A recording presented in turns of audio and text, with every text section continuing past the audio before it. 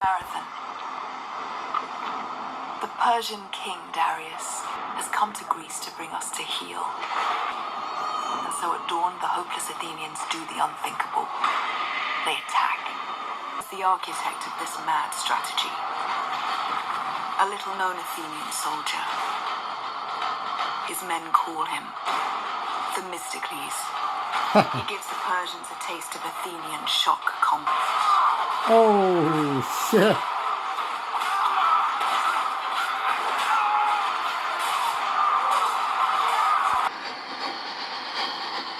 So begins the Goth-Metal lore review.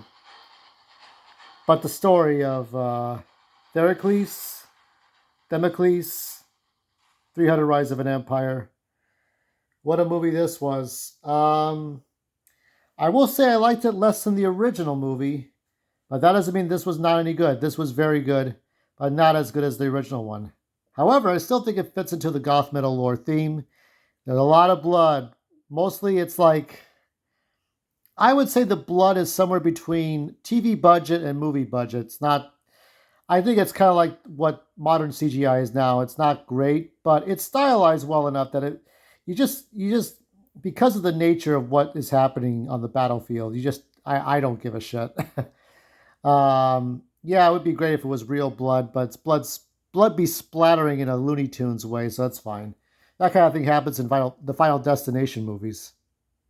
And I could have picked any poster, but I decided, I looked at Eva Green's. We'll get to the cast in a moment, but yeah, this is the one I liked with the skull mask and the war is in my blood, this manic look.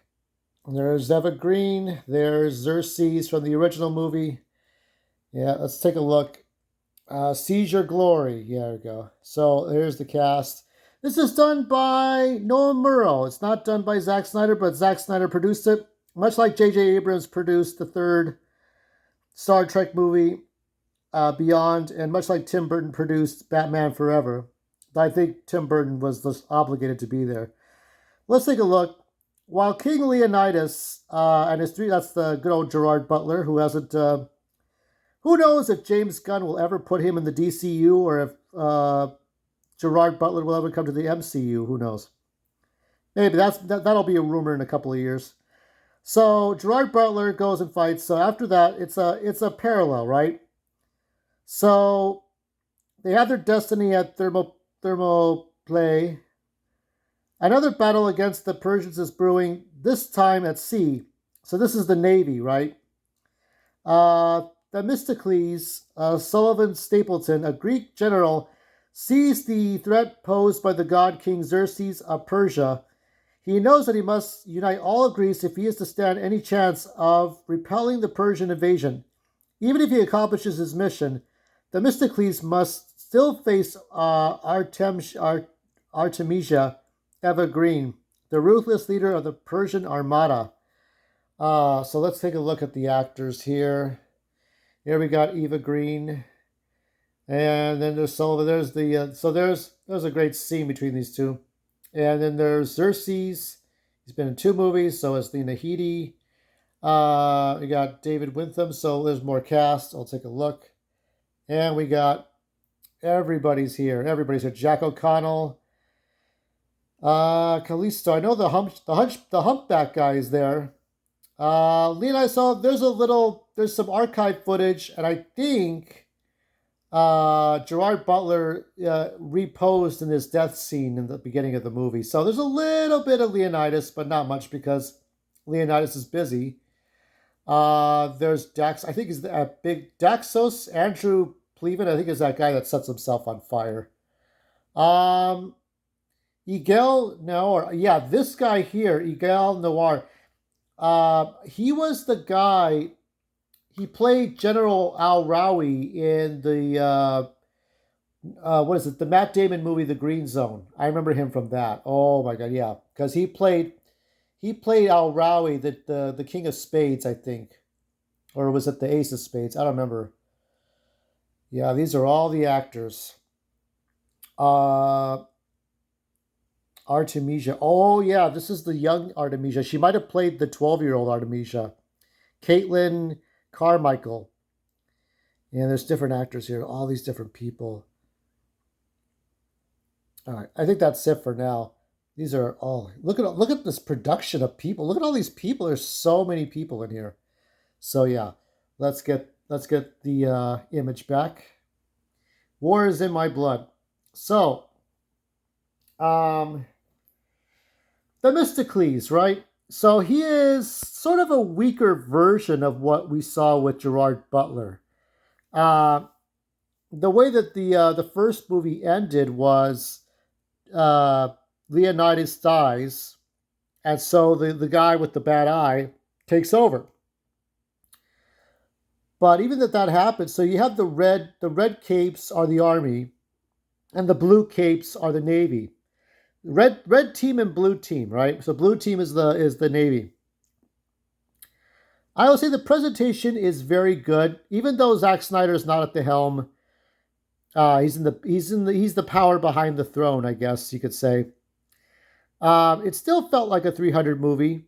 It still had some goth metal lore themes, a lot of masks, a lot of sets. When Xerxes goes through a rebirth and comes out of a cave, a completely different character. There's some mysticism. There's some fantasy creatures. There's a lot going on with the ships, and it's not a friendly movie. I would say Immortals is probably lighter in tone with Henry Cavill. So the feeling of 300 is still there, even though there's no Gerard. He's in the background. This is a continuation. This is 8 years later that they made this. They made the other chapter. But the only reason that Zach couldn't do fuck all is because he had to work on Superman and Batman. So he was still doing the DCEU. And so the acting was very good. I don't. So Evergreen's character, Artemisia, is very interesting. She was this happy child who had a happy life in, what is it, Greece? And the Spartans, a group of Spartans raided her village or her home, raped her family and killed them, right? So she lost her family. Then she was turned into a child whore for captains and generals to rape her, and she was still not even 13.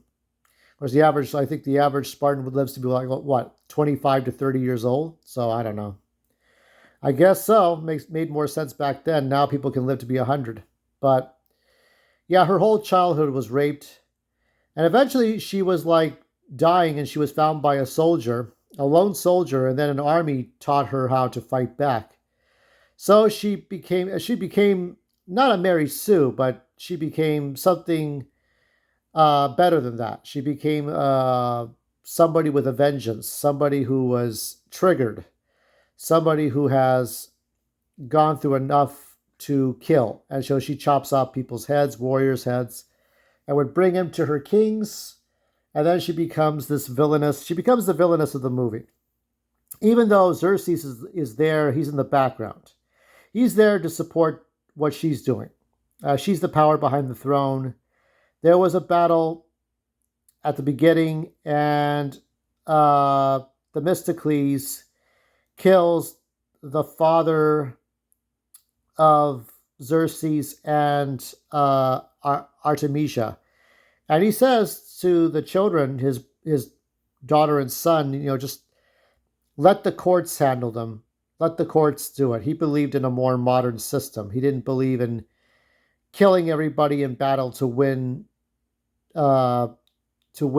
He figured just take him to court and put him on trial.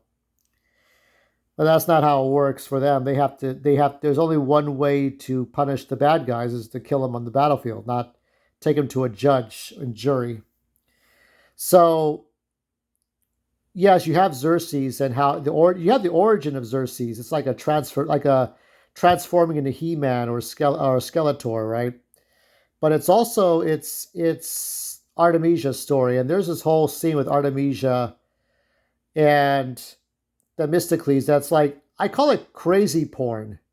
It's soft porn for sure, and there's nudity, there's titties about, but it's kind of like crazy porn. You could tell Eva's overacting.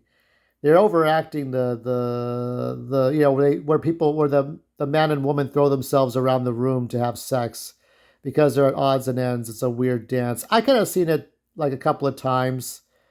I think I saw it in the Protege, right, with Michael Keaton and Maggie Q. So I've seen this before. It's interesting, but it's funny. It's just kind of laughable. But she could have killed Themistocles anytime she wanted to, but she didn't. She became her own undoing. She was just her common sense stopped at Themistocles because she couldn't have him to use him to control his army against the Queen Lena Headey and Leonidas, Leonidas the First. So we don't see the son. We don't see Leonidas the Second. So we don't see the son. Um, and you speaking of fathers and sons, this is the son. What you're looking at is the son here, who is. He said his father would be happy for his son to sit at the table to be a good leader. His son sort of like he snuck into the army to enlist. So he's fighting alongside Themistocles in the army. He's got his brother there. There's different things happening. We see a lot of the characters from the first. You see the humpback. We see Xerxes. We see the guy who loses his one eye. That was the one that would tell the tale of what happened. A lot of stuff happening, and the queen is there as a reference, but the queen does show up at the end. It ends with, of course, Artemisia dies, and Lena Headey shows up with her army because the queen can do that. The queen can bring her sword. So I guess if you're the emperor's wife and you can make those demands, you can say, "Oh no, you're going to do what I tell you. I'm going to lead." Okay, so together, the queen and Themistocles go and kick some ass, and that's how it works. That's how the whole story ends. So they just focus on Eva Green's performance as the villainess. Yeah, the acting was very good. I just didn't like Artemisia's character. I mean, she was like evil in that she was willing to kill anybody because that was the only way she could feel. She could only feel anything by killing anybody and conquering. Her innocence was gone from her childhood. That was it. But for some reason, she could have killed Themistocles in that room that she was fucking him. What is she says? She says to him, "You fight harder than you fuck." But she could have killed him then. She could have killed him. I don't know. Maybe she's hot and bothered by him. I don't know. But that was kind of dumb of her, right? I mean, you're this great general that can kill people and chop their heads off, but you stop at this guy. The lead for this movie. What's the deal with that? Anyway, so some of the performance is kind of a little bit off, but I will say that it's a good supplement to the 300. I think it's a good supplement. I don't think it's too much. It's too off. I kind of think of the Get Smart remake, and they had a what is it? It had the two guys, Masayoka and another actor, who were the side characters, and there was a side movie, right? So it's kind of like that, where you have a side movie to the main movie, and you either like that or you don't. You know. So I'm going to give a score for this one. I shall give it a B minus. I don't think it's A material, and I can't give it a C because I feel like the look and the feel and the gore and the blood and just the costumes, it's still consistent with the first one. So you feel like you've gone back to that world, but there's not a whole lot of story left. So it's just kind of cleaning up the shit that was left over, because the guy with one eye at the end of the first movie still had another war to fight, but then it was the Navy that you had, and the Navy and the Army. So it was another dimension. It was world building, but it left a little bit to be desired, I think. But we don't know. So at the end, Themistocles could live to fight another day. So we'll see how that one goes. And that's it. I'm going to look at Thursday. I'm going to try to look at Sucker Punch. That one Zack Snyder directed. I think it's the director's cut, and more stuff to come. And check out my other video for the Legend of Zelda board game. I like it when you visit, and I love it more when you return. Until next time.